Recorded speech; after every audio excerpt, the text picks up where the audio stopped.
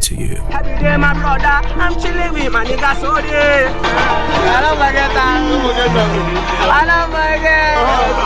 Stroking your body, baby. Loving your body, baby. Depending on when you join the journey, you might know him as two different people.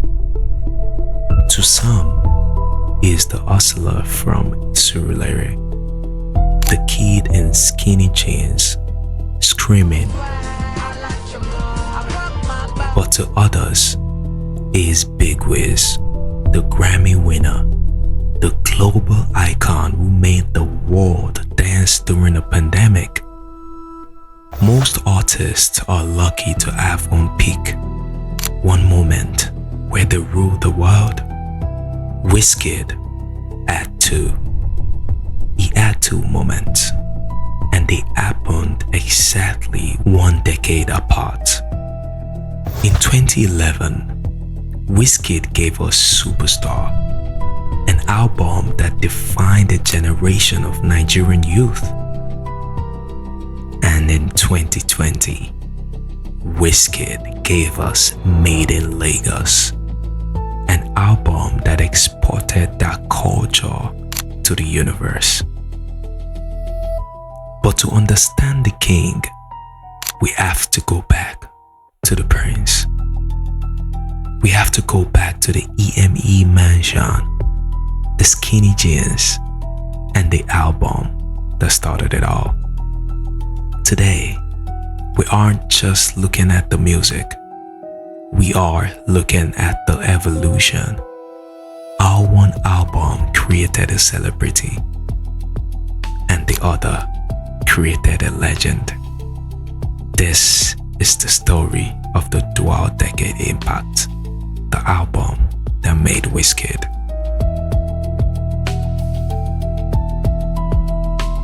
So nobody respected me then, and I was young. Let's rewind to 2010. The Nigerian music industry was growing, but it was missing something. It had heavyweights like The Bench, P-Square, Two-Face, but it didn't have a teen pop idol. And then there was Banky W. Banky W, a legend in the Nigerian music industry, saw something in a 19-year-old studio rat named Ayodeji Balogun. A kid who had been hustling in the background, recording backups for M.I. Abaga, waiting for his turn. When Banky signed Wizkid to Empire Mates Entertainment, known as EME, the skeptics laughed. A kid in Nigeria? It won't last. Until Wizkid dropped Holla at Your Boy. Holla at Your Boy was a cultural reset, and suddenly the big boy era of wearing large suits was over. I mean, if you were a guy in Lagos in 2010, excuse me, and you didn't have a snapback and a skinny tie, you definitely weren't getting the girls. Holla at Your Boy was such a moment, it was such a shift in the Nigerian music scene at that time. Every high school kid was singing Holla at Your Boy. Even the video was shot in an high school. It was that moment that changed everything for Wizkid. And fast forward to June 12, 2011. Wizkid dropped his debut album, Superstar. The album launch party was held at Echo Hotel at that time, and the tickets were sold for as low as 5,000 naira, which was a lot of money that time anyway. But yet, the hall was packed. Some witnesses said there were more girls than guys screaming his name until their lungs gave out. This album was pure chaos in the best possible way. And it was heavily produced by Sam Clef. It was the sound of a young man who just wanted to party. Tracks like Pakurumo became the wedding anthem of the decade. Dondol became the club banger. I mean, a lot of songs, a lot of classics on that album. The impact of Superstar was that it democratized Afrobeats. It told the kids in Ojuelegba, in Surulere, in the trenches, that you can be cool, you can be young, and you can be rich. You can as well say it was the Nigerian Justin Bieber, but with street credibility. Superstar didn't just make Wizkid famous. It made him the blueprint for every young artist that followed. Wizkid had a breakout year after the Superstar album dropped, winning the BET Award for Best International Act and 2 major Nigerian Entertainment Awards for Artist of the Year, and also Best Album of the Year, which actually solidified his international presence alongside his dominance in his home country, Nigeria. He also scooped awards at the Eddies, including Revelation of the Year, and also won a Channel O Awards for his then massive hit song, Makurumo. What a time that was for Wizkid. It was indeed a dream genesis for a young boy from Ojuelegba. However, stories like this always have a conflict. Wizkid was becoming a mega superstar, and his contract with EME was getting quite messy. Wizkid wanted out. He wanted to be a boss. Wiz couldn't stay a kid after all. You see what I did there? He later left EME and started his own record label, Starboy. And under Starboy, he released his second album, Ayo, back in 2014. And critically, it was mixed. People said it was rushed. But hidden inside that album was the seed of his future. The 5th track on that album, titled Ojuelegba, was the song that changed everything. It wasn't a party track. It was a mid-tempo spiritual recounting of his struggles. The song became an anthem of resilience and hope, influencing other artists and solidifying Afrobeats' place on the world stage.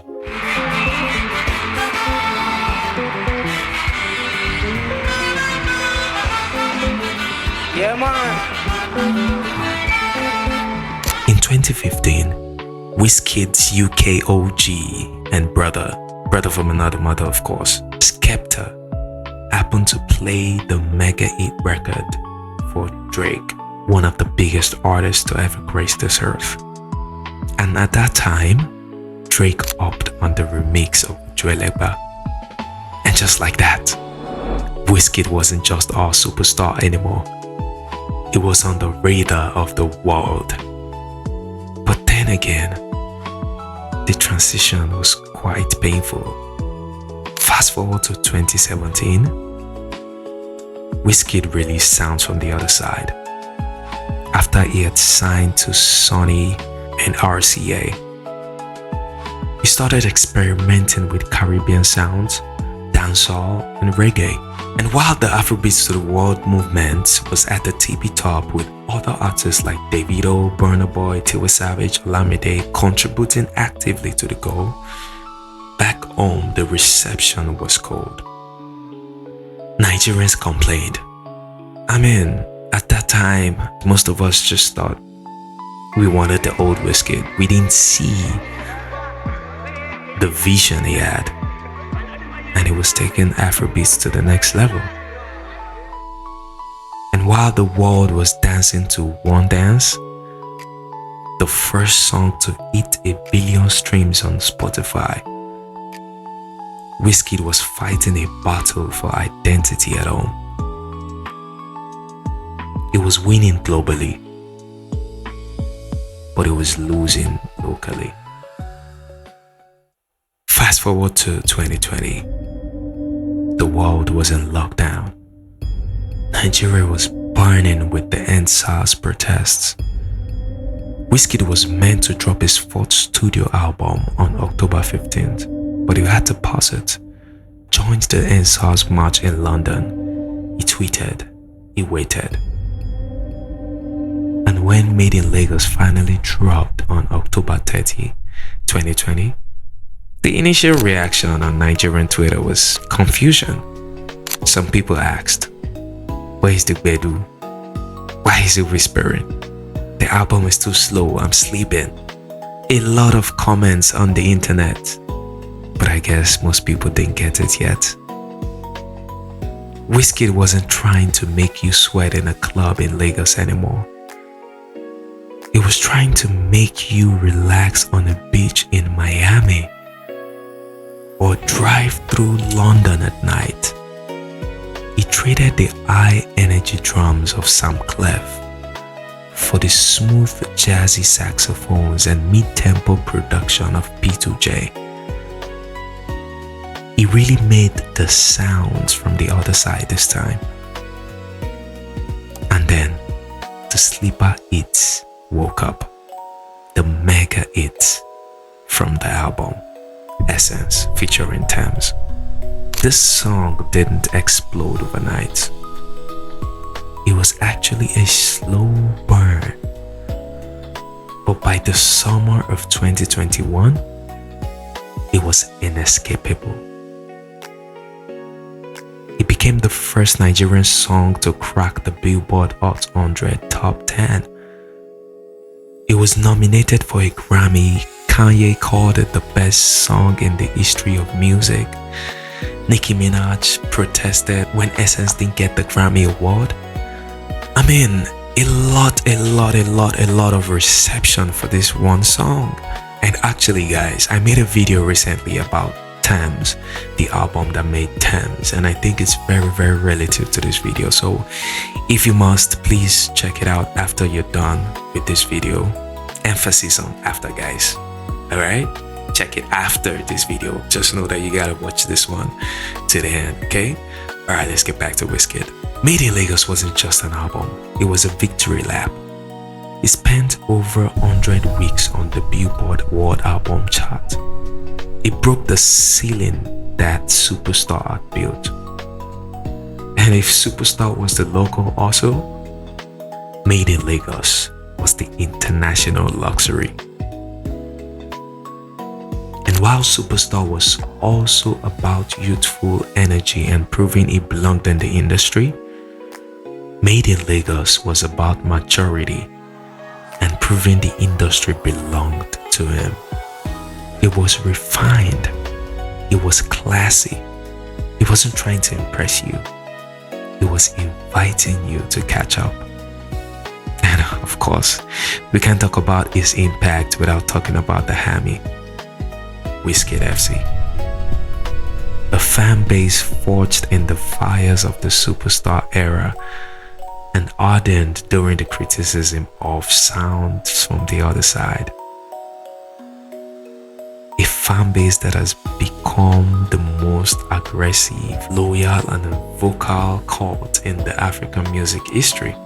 They are the ones who defended him when the critics doubted Made in Lagos, pushing it until the world had no choice but to listen. So big shout out to Wizkid FC. Amazing fan base. So, we return to the question, what album made Wizkid? I mean, without Superstar, there is no foundation. There is no love from the streets. There is no Starboy. That album proved that Afro-pop could be young, fresh, and commercially viable. It gave him the home advantage that no one could ever take away. But without Made in Lagos, Wizkid remains a local legend, a king in his castle, but unknown to the wider world. Made in Lagos took the raw gold of Afrobeats, refined it, polished it, and sold it to the universe at a premium price. truth is, he needed both albums. He needed to be the energetic kid from Uchuelegba to capture our hearts, so he could become the composed man made in Lagos to capture our souls. 2 decades, 2 classics, 1 starboy. But hey, I want to hear from you. Are you team superstar? The day one fans will remember the Pakurumo energy of 2011? Or are you team made in Lagos, the lovers of the smooth essence, global vibe of 2020?